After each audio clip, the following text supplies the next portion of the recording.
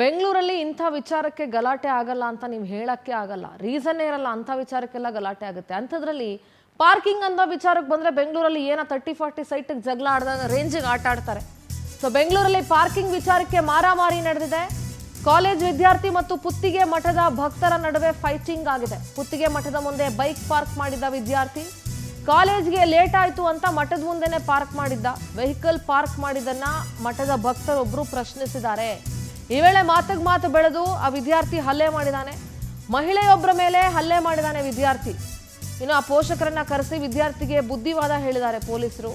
Basavanagudi police ಠಾಣಾ ವ್ಯಾಪ್ತಿಯಲ್ಲಿ ಘಟನೆ ನಡೆದಿತ್ತು. ಘಟನೆ ಸಂಬಂಧ ಇಲ್ಲಿವರೆಗೂ ಯಾರೂ ದೂರನ್ನು ಕೊಟ್ಟಿಲ್ಲ.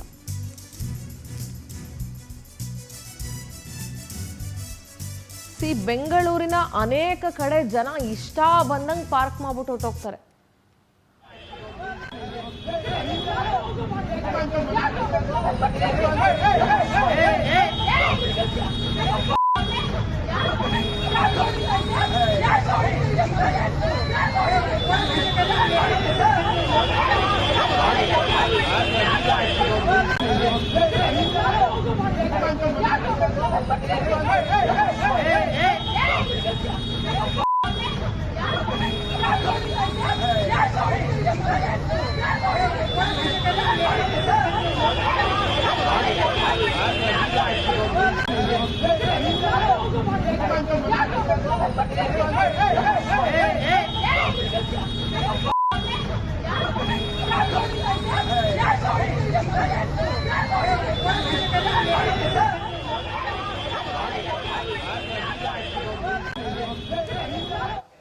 ನಮ್ಮ ಪ್ರತಿನಿಧಿ ವೆಂಕಟೇಶ್ ದೂರವಾಣಿ ಸಂಪರ್ಕದಲ್ಲಿ ಜಾಯ್ನ್ ಆಗ್ತಾ ಇದ್ದಾರೆ. ವೆಂಕಟೇಶ್, ಬೆಂಗಳೂರಲ್ಲಿ ಈ ತರ ಪಾರ್ಕಿಂಗ್ ವಿಚಾರಕ್ಕೆ ಬೇಕಾದ ಸಲ ಗಲಾಟೆ ಆಗಿದೆ, ಆದ್ರೆ ಇಲ್ಲಿ ವಿದ್ಯಾರ್ಥಿ ಹಾಗೂ ಮಹಿಳೆಯ ನಡುವೆ ನಡೆದಿರುವಂತಹ ಗಲಾಟೆ ಸಾಕಷ್ಟು ಜೋರಾಗಿ ನಡೆದಿದೆ ಅಂತ ಅನ್ಸುತ್ತೆ. ಸೊ ಈ ಘಟನೆ ಬಗ್ಗೆ ಹೇಳೋದಾದ್ರೆ ವೆಂಕಟೇಶ್. ಇಂದ್ರ ಏನು ಕಳೆದ 2 ದಿನಗಳ ಹಿಂದೆ ಒಂದು ಇನ್ಸಿಡೆಂಟ್ ಆಗಿರುವಂತಹದ್ದು. ಏನು ಖಾಸಗಿ ಕಾಲೇಜಿನಲ್ಲಿ ಓದ್ತಿದ್ದಂತಹ ವಿದ್ಯಾರ್ಥಿ ಅವರು ಕಾಲೇಜ್ಗೆ ಹೋಗ್ಬೇಕಾಗುತ್ತೆ ಅಥವಾ ಬಂದಂತ ವೇಳೆಯಲ್ಲಿ ಲೇಟ್ ಆಗುತ್ತೆ ಅಂತ ಹೇಳಿ ಕಾಲೇಜ್ ಪಾರ್ಕಿಂಗ್ ಬಂದಾಗಿ ಎದುರುಗಡೆ ಇದ್ದಂತಹ ಒಂದು ಮಠ ಏನಿರುತ್ತೆ ಆ ಮಠದ ಪಾರ್ಕಿಂಗ್ ನಲ್ಲಿ ಬೈಕ್ ಅನ್ನ ನಿಲ್ಸಿರ್ತಾನೆ.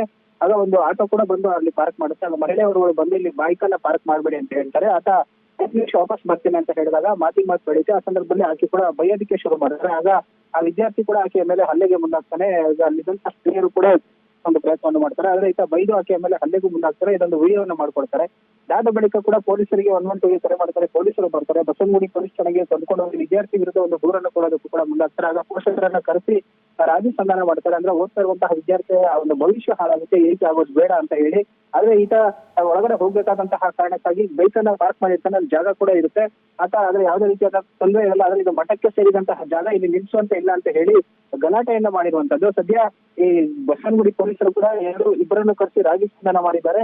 ಆದ್ರೆ ಕೇವಲ ಪಾರ್ಕಿಂಗ್ ವಿಚಾರಕ್ಕೆ ಈ ರೀತಿಯಾಗಿ ಆಗಾಗ ಇಂತಹ ಪ್ರಕರಣಗಳು ಗಲಾಟೆಗಳು ಆಗ್ತಾನೆ ಇರುತ್ತೆ. ಅದಕ್ಕೆ 1 ನಿಮಿಷ ತಾಳ್ಮೆಯನ್ನು ವಹಿಸಿದ್ರೆ ಈ ರೀತಿಯಾದಂತಹ ಒಂದು ಇನ್ಸಿಡೆಂಟ್ಗಳು ಕೂಡ ನಡೆಯೋದಿಲ್ಲ ಅಂತ ಹೇಳಬಹುದು. All right Venkatesh, thank you ನಿಮ್ಮೆಲ್ಲ ಡೀಟೇಲ್ಸ್ಗಾಗಿ.